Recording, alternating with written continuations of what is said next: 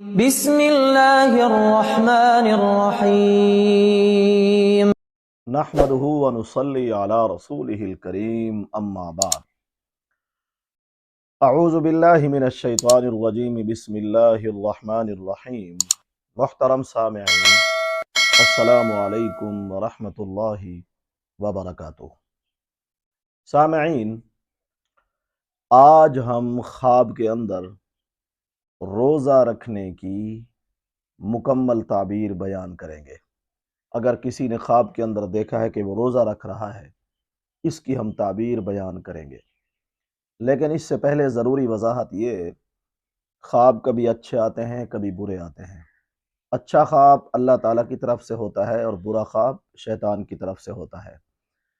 اچھے خواب میں اللہ تعالیٰ خوشخبری عنایت فرماتے ہیں، برے خواب کے ذریعے شیطان انسان کو پریشان کرنا چاہتا ہے، نیند کے اندر ڈرانا چاہتا ہے، لہو و لعب میں مبتلا کرنا چاہتا ہے۔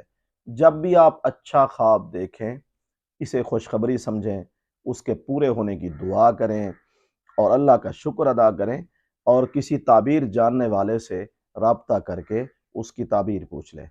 جب برا خواب دیکھیں تو جب بھی بیدار ہوں تو سب سے پہلے شیطان کے شر سے بچنے کی دعا کریں، کروٹ تبدیل کریں اور 3 مرتبہ بائیں طرف دھتکاریں اور پھر سو جائیں۔ اللہ تعالیٰ برے خواب کے شر سے محفوظ فرمائیں گے۔ ہم عرض کر رہے تھے، اگر کسی نے خواب کے اندر دیکھا ہے کہ وہ روزہ رکھ رہا ہے، اس کی بہت ہی خوبصورت تعبیر ہے۔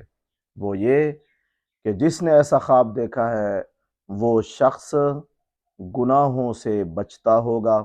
یہ علامت ہے ایسا خواب دیکھنے کی، اور وہ اکثر اللہ کی یاد میں مشغول ہوتا ہوگا، ذکر الہی میں۔